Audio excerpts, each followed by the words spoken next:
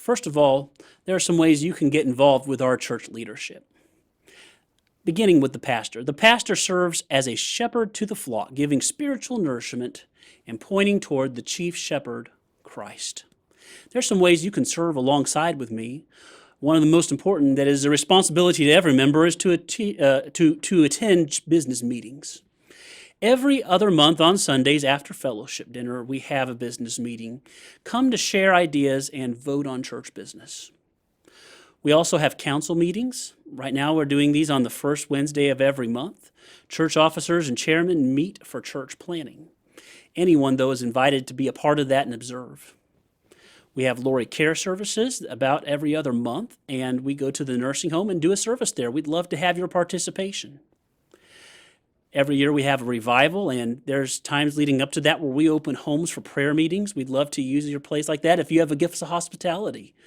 And we also need volunteers during that time to work as nursery workers, to host revivalists sometimes if somebody comes to speak in their home. We have our Wednesday night Bible studies, and we need help with food and with childcare on those. We also have times to train for ministry.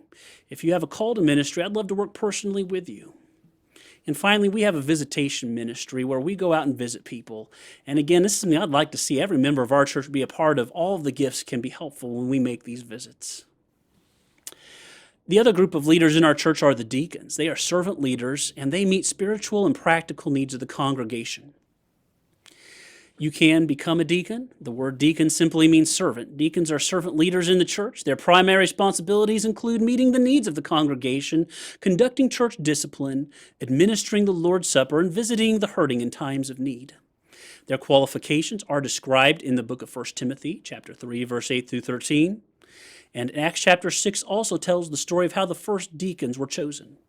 If you feel called to this role, let the chairman of deacons know or myself. You can also become a yoke fellow. Some men may not feel called to the role of deacon or unsure. If you'd like to serve alongside our deacons in their duties in a supportive role, you may consider becoming a yoke fellow. And then, above all, you can stay in touch with our deacons to find out how you can meet specific needs. Our deacons are always listening to the needs of our members, and they would love to connect your generosity or your service with a need in the congregation.